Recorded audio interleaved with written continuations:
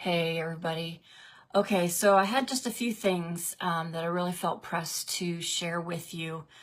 It's about 3 different things, but I just felt it would be best to just pop on, do a quick video instead of typing it all out, although I'm sure I will write it out as a written word, and I know Anne Marie has some things she wants to share with that. The first thing has been the word prosperity. The Lord's been speaking to me a lot just in this last week about the prosperity angel. And I know a lot of us, we just instantly have that knee-jerk reaction to just take it as finances. But what has really settled in my spirit is heavenly prosperity over everything in our lives. That is prosperity in our health, prosperity in our peace, prosperity in our joy, prosperity in our home, our family, our relationships. Yes, prosperity in our finances, but prosperity in our purpose, in our wisdom, in our understanding. And the definition of prosperity is the condition of being successful and or thriving.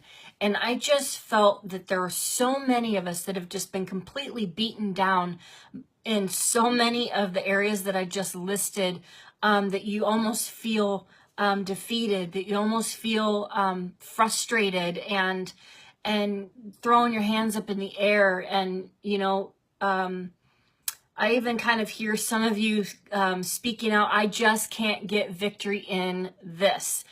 And we are in a moment right now where there is victory being proclaimed from heaven in all things. We are to walk in the fullness of heaven, prosperity in fullness. And that means every single facet of our lives. So don't give up. Don't give in. It is coming. And yes, there has been a massive, raging, relentless attack that the enemy has placed on our finances. And just so you know, when he's caught, he has to pay back sevenfold.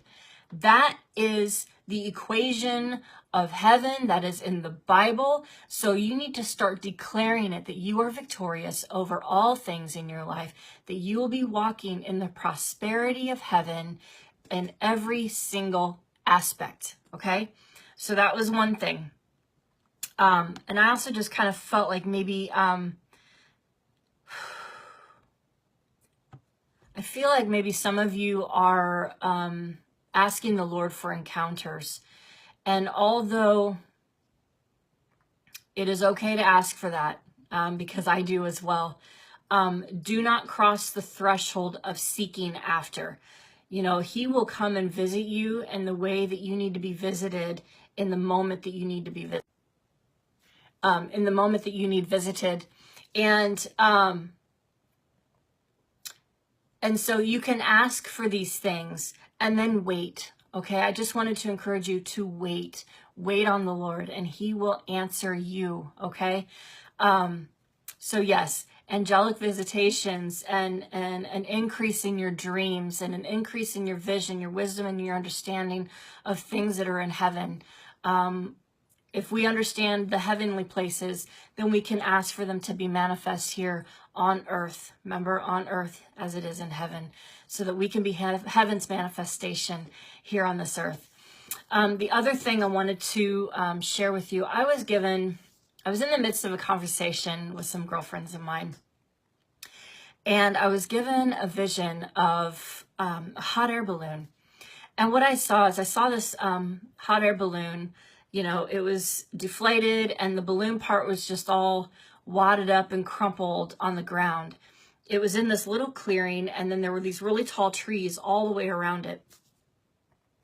And then as I looked at the basket, the part that the people sit in, they're standing, every edge, all 4 edges were just covered with sandbags. And so it was all weighted down. And then there was the part up above where you could just kind of hear the gas leaking out, but there was no flame. And as I watched, or as I was looking around, I could see the balloon, like there were a lot of colors on the balloon, but the colors were like lifeless. They had this gray overcast to them. So the colors weren't bright or vibrant like you would normally picture in hot air balloons. And then all of a sudden, the gas stopped squeaking and it was lit. And then as I saw the balloon, it was, I don't know the process of all of this, but then all of a sudden I saw the balloon starting to be filled up, and then it started to, float up above the basket. And I'm going to read my notes really quick because I want to get the wording correctly, because when the Lord gives you a vision, it's very specific. And I really felt like there might be some specific wording in this for some of you. Maybe it's been in a prayer that you've been praying. Maybe it's been in another vision that you've received. So anyway, so as all of a sudden the gas was lit and the balloon was lifted up above the flame, as it began to fill with the heat and air, I was able to see the blocks of colors, like I said, but in a more full picture, but they were still gray and overcast. And then I saw the people in the basket working hard. They were working hard to get the heat where it was to be in order to lift the balloon off the ground. Then all of a sudden I heard the Lord's voice booming, "Cut off the weights." The people began to toss the sandbags onto the ground. With each weight tossed off, the basket began to hover above the ground, like it was just barely kind of lifting up.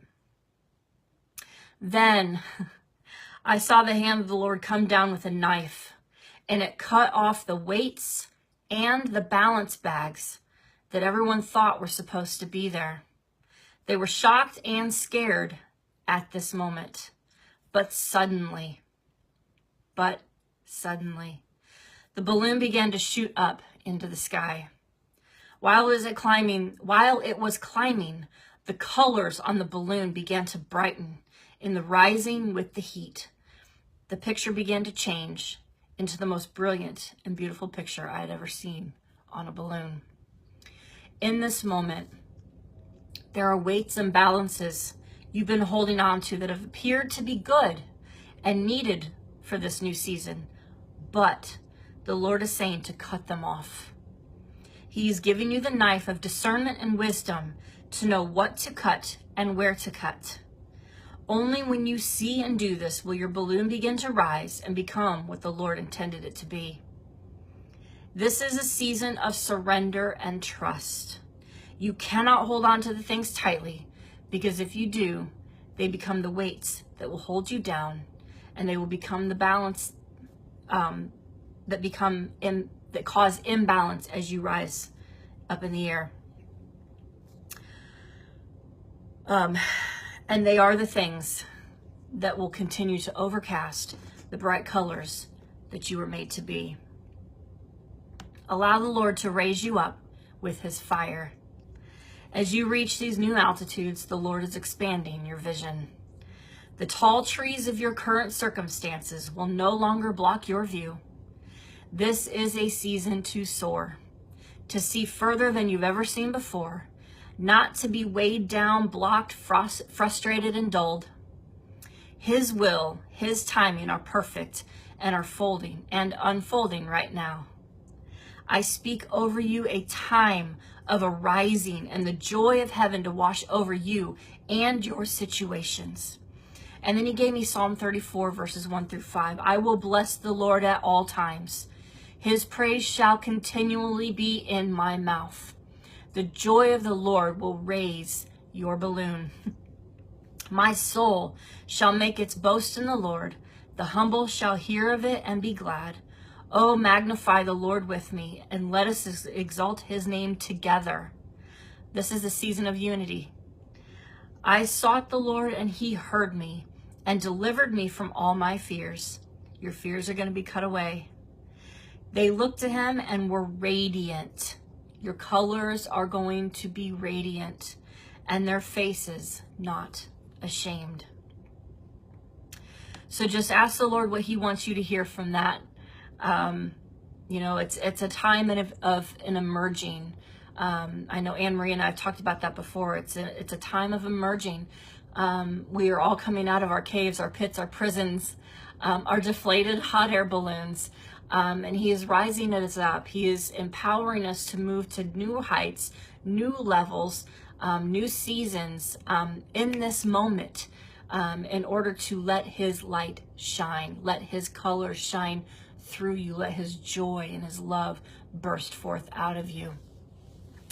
And that's what leads me into this next moment. I know you've heard Anne-Marie and I talk a lot about the burning bush encounters, our burning bush moments. You know, and every time I think he's done talking to me about it, he gives me something new. He gives me a new revelation. And, you know, we've seen and talked about the miraculous fire of the bush and the fact that it didn't burn up. I'm talking about in Exodus. We've heard of the voice of the Lord booming from it. You know, we've all been listening to his voice. It's been so loud and clear in this moment. You know, we've removed all those protective measures in order to step into that holy place. You know, remove your shoes. You're standing on holy ground. But as I've continued to stay in this place, there's been one word that has just been booming in my spirit, and that word is linger. Linger. This is not a word for the impatient. So as I was thinking about this and soaking on this, the Lord took me back and had me reread Exodus 3 and 4. You know, we read about Moses seeing the bush, stepping onto holy ground, and we get to read about his conversation with the Lord, about all that the Lord has called him to do, all the miracles he's going to perform through him. But this is where what I've kind of termed the revelation of reality. Because I don't know about you, but in all the moments of my life where I have stepped into that holy place, when I've stepped into a moment of time, whether it's here at home in my quiet, whether it's at, you know, a church service or at a conference or in a group of people where the presence of God falls, it's not just a stepping into and you start having conversation. It's about stuff. There is a time where the silence hits you and the weight of heaven hits you.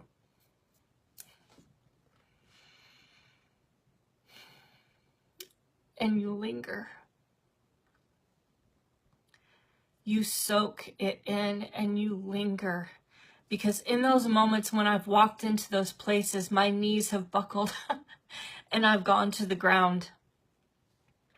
And I began to see this story with Moses play out in a whole new way. That he removed his shoes and he stepped onto that holy ground. And as I saw him step onto the holy ground, I saw him fall to his knees. And then I saw him fall to his face. And as he was on his face, he lingered, weeping, all the pains of the past being burned off. A refining was happening in and around him in that place. All I could hear was the roar of the fire and weeping. All I could feel was the overwhelming and loving presence of God. Then,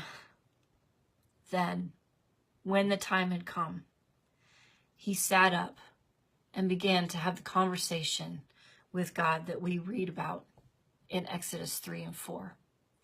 And I think that vision that the Lord gave me was very poignant. I think that's the right word for this moment in time. There have been so many of us that have been battling, and we've been praising through our struggles, and we've been crying out, and we've been warring and raging against the enemies and the principalities of darkness. But also in that same breath, he has had us step into this place, this new place, this place where we have encountered him once again, and he has had us linger. Just linger. And so I just want to leave that with you, that even though we feel the moving and the shaking and the shifting and all of the newness that is coming forth in this season, that we don't get so excited that we just jump and run out and just start doing things again, that we are floating in that basket, in that hot air balloon, no weights, no balances, that is keeping us steadfast other than the trust of God and what he has purposed for us in this season, in this moment. We have the new wine. We have become the new wineskins, and he is going to use us to pour out his spirit. He will pour out his spirit on all flesh. Sons and daughters will prophesy. Your old men will dream dreams, and your young men visions. We're not talking age. We're talking just in spirit. There are some new Christians with an old spirit that they are just so on fire. This burning bush encounter not only changes us and our surroundings, but it changes us from within. And then we walk out of that place and we carry that fire with us, so that we now are somebody else's burning bush encounter. Whatever wisdom is coming forth from us, may it be the fire of his lips and his words that's coming through our mouths, and not anything of our own creation. So I just want to leave those things with you today and just linger. Linger in his presence. This isn't a race, a time thing. This is a moment thing. That if you miss these moments, you're going to miss the next one. So just embrace each thing that comes. Embrace it and linger. I love you guys. Have an amazing day. Talk to you soon.